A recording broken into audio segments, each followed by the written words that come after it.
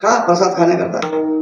भगवान म्हटले, ए पोराओ, अंगाला इकडे तिकडे हात पुसायचे नाही. अशा ठिकाणी हात पुसा की जिथे देव नाही तिथे, आणि तिथं कोण देव नाही त्या टिरीत देव नाही. टिरीत पुसून या हात, टिरी सांगा ती टिरीला हात पुसा. टिरीला, टिरीत देव नाही. सगळ्या अंगात देव आहेत. जसं गाईच्या सगळ्या अंगात देव आहेत पण तोंडात नाही, म्हणून गायची समोरून पूजा नाही, गायची पाठीमागून पूजा आहे. तसं देव सगळ्या अंगात बसलेत माणसाच्या, भक्ताच्या, म्हणून त्यांना प्रसाद मिळू नये म्हणून जिथे देव नाही तिथे हात पुसा. म्हणून असं टिरीला हात पुसायला सांगितलं. मग तेव्हापासून अशी सवय लागली, हा प्रसाद खाल्ला.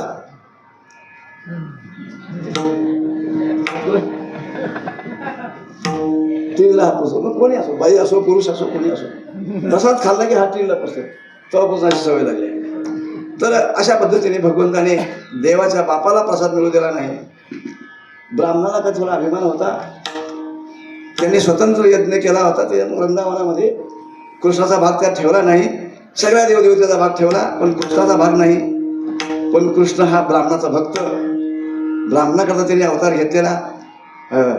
कृष्णाने नाही का, गो ब्राह्मण हिता येत, असं ब्राह्मणाकरता भगवान अवतार घेतो, गायीकरता भगवान अवतार घेतो. आणि असे ब्राह्मण आणि स्वतंत्र यज्ञ करतात, भगवंताला भाग ठेवीत नाहीत. म्हणून भगवंताला वाईट वाटलं की माझे ब्राह्मणाची अधोगती झाली नाही पाहिजे. त्याने केलेलं काम पूर्णत्वाला गेलं पाहिजे, त्यांचा यज्ञ पूर्ण झाला पाहिजे. तो कसा पूर्ण होईल? मग त्याचा प्रसाद मी जर खाल्ला, त्या यज्ञातला प्रसाद मी जर खाल्ला तर त्यांचा यज्ञ पूर्ण होईल, असा भगवंतानी विचार केला. आणि सांगितलं पोराला, ए पेंद्या, ए वाकड्या, ए बोबड्या, इकडे या, जा, तिथे ब्राह्मणाचा यज्ञ चालू आहे, त्यांना सांगा की आमच्या कृष्णाला भयंकर भूक लागली, प्रसाद द्या, यज्ञ प्रसाद द्या. पोर गेले. असे उभे राहिले. त्यांचा स्वाकार चाललेला आहे, त्या ब्राह्मणाचा स्वाकार चाललेला आहे. उभे राहिले आपले पोरं. नंतर त्यांनी असं पाहिलं, रे म्हणजे पोरं आले, कसे करता आले रे? ए कसे करता आले रे? काय नाही म्हणले, आमच्या कृष्णाला फार भूक लागली आणि यज्ञ प्रसाद त्यांनी मागितला. नालायक म्हणे भले कुठले, गावातही त्यांनी त्रास दिला, इथे पण त्रास द्यायला आले. धरा धरा धरा धरा म्हणलं की पोरं पळाले. आले कृष्ण.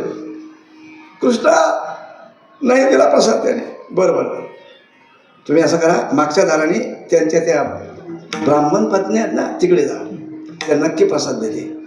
कारण ब्राह्मण गोपी फार दयाळू, फार मायाळू, फार प्रेमळ. त्या ब्राह्मण गोपी तुम्ही त्यांच्या बाजूला जा, त्या नक्की प्रसाद देते. आणि म्हणून पोराने विचार केला, त्या बाजूला गेले.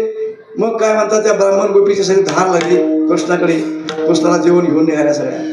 त्यात एक ब्राह्मणाला शंका आली. या मायला म्हणे, ते भटकळींचे सारे पोट्टे आले होते, ते चुकून गेले असते ना एखाद्या वेळेला. हो, त्याला समस्या आला. म्हणून पाहतो तर तसंच झालं.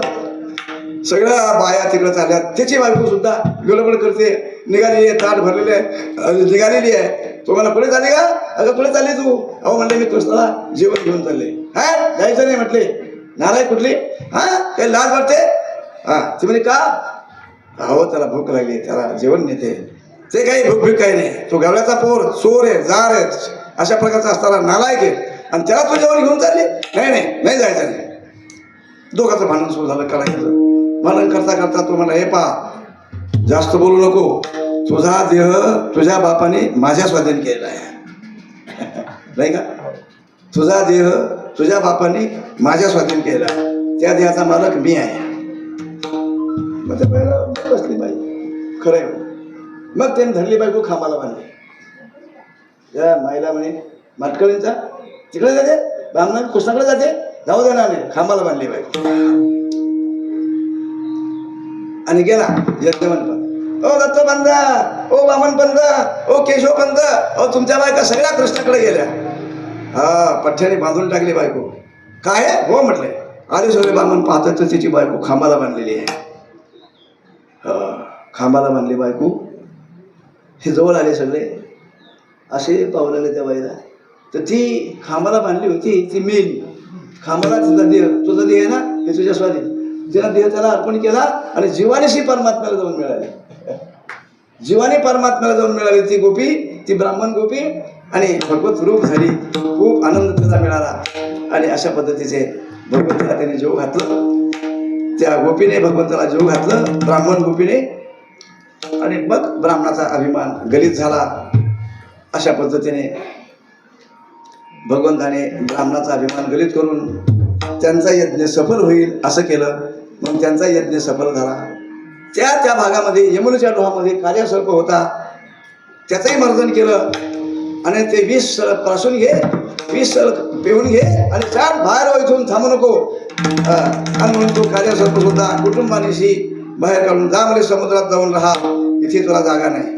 म्हणून भगवंताने त्याचं मर्दन केलं. त्याच्या नाकात व्यसन टोचली, त्याच्या फळावर नाचकाम केलं भगवंताने. तो म्हटला, देवा मी जाईन पण मला तुझे पास्तारे दूर वगैरे मला मारतील नाही. तुझ्या फणावर माझे पाय उमटलेत, तुझ्या फणावर माझे पाय उमटलेत, तुला कोणी काही करू शकत नाही. जा जा जा जा चालता हो, असा म्हणून तोही काढून दिला. ब्राह्मणाचा अभिमान गलित केला. काही भक्तामध्ये गर्व होता, तोही त्याचा गर्व दूर केला भगवंताने. आणि असे सगळे शांत झाले. आणि मग भगवंताने सगळ्याला काय केला, प्रसाद दिला. त्याचं वर्णन श्री शुकाचार्य श्रीमद भागवताच्या 10व्या स्कंदामध्ये करतायत. विप्रद वेणू जठर पटयो शृंग वेत्रीच कक्षे वामे पानिर मसुर कौलन तत्फलान्यंगुलिषु स्वम हासन्नर्मभिस्वये स्वर्गे लोके मिशति भुभुजे यज्ञ भोपाल केली गोपाल